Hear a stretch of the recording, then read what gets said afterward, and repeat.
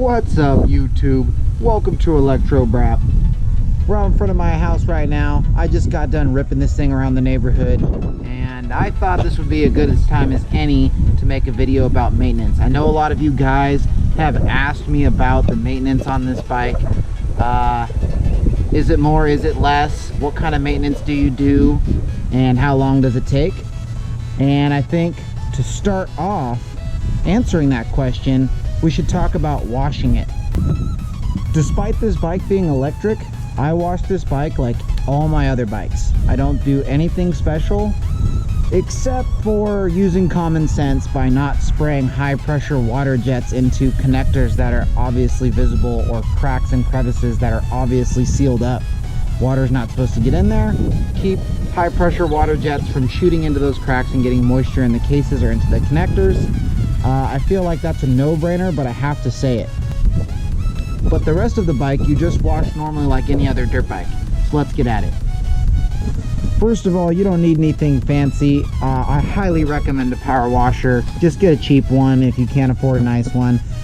You do not need a lot of pressure to wash a dirt bike, but it's definitely a lot easier than using a hose, that's for sure.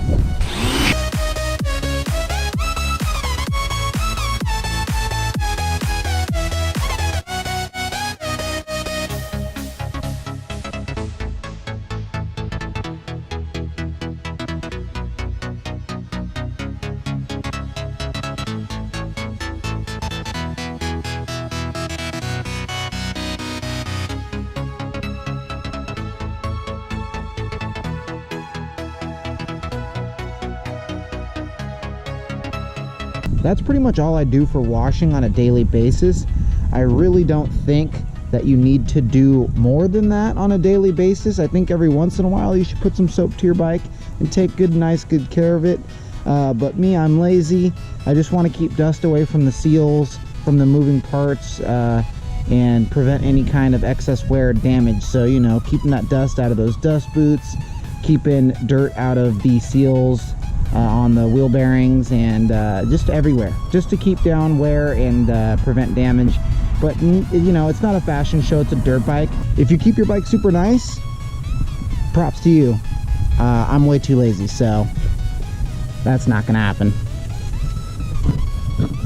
So in terms of keeping your bike maintenance, I think step one is always gonna be wash your bike. Keep your bike clean. That applies to this bike and any other dirt bike that's not specific to this dirt bike. There's nothing too terribly special about this bike. It's not perfectly clean right now, as you can see, but I can live with how clean it is. In terms of maintenance, really just the same stuff. We're gonna tighten up this chain today. We're gonna make sure it's lubed. It's a little bit loose. No, I don't keep it as clean as I should. Go ahead and rip on me in the comments for that. We're gonna check the spokes. We're gonna make sure the spokes are tight. We're gonna use the old school method. I'm just gonna bang on them, make sure they make the same noise, or at least similar. Go by tone, since I don't have a torque wrench. We're gonna check the oil. This bike does have oil in it. It's a very, very small amount of oil. We'll go around here. There's a sight glass. You can see my oil level through the sight glass here on the side is just right.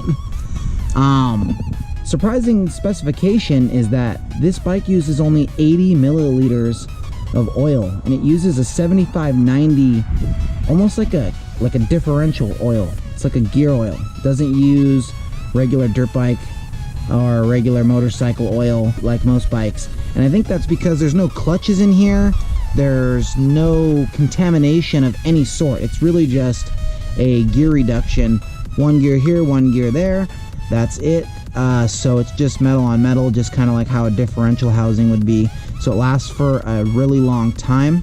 They say 40 hours. I change mine between 40 and 50 hours. I've only changed it once. It's almost due again. Yes, I put that many hours on this thing that fast. I'm up to 70 something right now. So it's about due again. Every day I ride, I check the oil and make sure that I didn't spring a leak or anything like that. So another surprising thing that you may not know about the Alta is that under here there's actually a coolant reservoir cap, and this bike holds coolant. It runs throughout the battery pack and around the motor. It keeps everything cool. You can actually hear it, and I'm gonna turn the key on and put the GoPro right down in here. Now, just listen for the pump. What you're gonna hear is probably some water chopping in the pump with the cavitation, a little bit of air. I probably need to top it up, but it goes away. Oh, nope, no cavitation. So that humming is the pump kicking on. You're supposed to check your fluid level every once in a while. I've only checked it once. It was totally full. I haven't had any problems. I haven't seen any coolant leaking out, so I don't worry about that too much. But you should be checking your coolant levels. You should be making sure there's coolant in your bike. If the bike's getting warm or if you see coolant spilling out, you definitely need to check on that, and that's where you would check it. It's underneath here. So as far as the forks are concerned, I just make sure that all this is clean, and that way we're not getting a bunch of grime up into the dust boots. And then every once in a while, I check the air pressure in this left fork. This side holds air, and then this side is the dampening. I don't play with the dampening on a daily basis at all. It's a one-time adjustment type deal. As far as the air pressure, I check it, I don't know, every 4 or 5 rides, but it seems to hold pressure fairly well, so I don't have to worry too much about that. And last but not least, you're gonna check your tires, make sure you don't have any busted off nubs, that you have air pressure, that you don't have a cockeyed valve stem or something like that that's gonna leave you with a pinch flat. We check the brakes, make sure we got plenty of brake pad, which we do. And that's pretty much it. Oh, and I almost forgot, you should definitely be greasing your linkages annually and any other grease points. That's going to be an annual thing that you do. It's not something I worry about day to day, but at the end of the year here, I'll probably pop those apart and make sure they're all greased up. There really isn't much to the maintenance on this bike. It's really the exact same maintenance as a regular dirt bike, but slightly less. The oil doesn't have to be changed nearly as often, and it uses only 80 milliliters. So a tenth of a quart, if you will. So 1 quart will last me 10 oil changes, and I only have to change it every 40 or 50 hours. Yeah, that's a significant reduction. As far as the coolant goes, you're supposed to change the coolant annually, and really that's it. The rest of it's just regular old check your spokes, check your chain, check your brakes, check your air pressure, check, check, check, check, check. Don't hurt yourself. So another aspect of maintenance to consider with an electric bike is the long-term maintenance, or lack thereof. This bike doesn't have a top end to rebuild. It doesn't have a piston to change.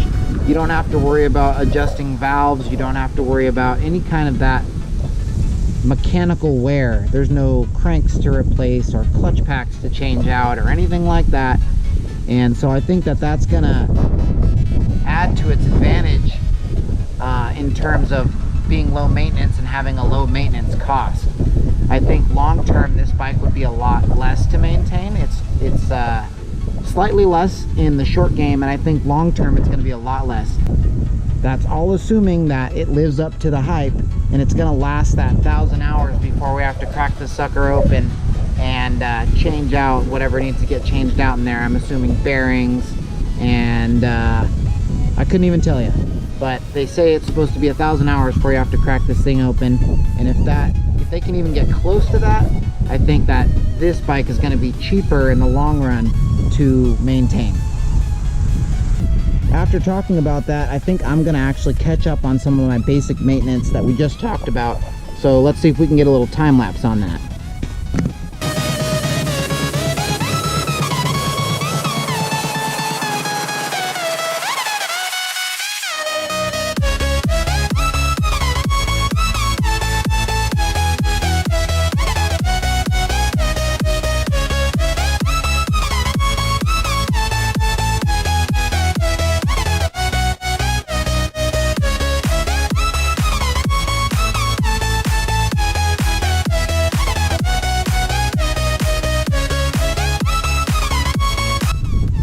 Add a vlog into this video, but this video ended up being a lot longer than it was supposed to be, and that time lapse ended up being a lot shorter than I thought it was going to be, by the way.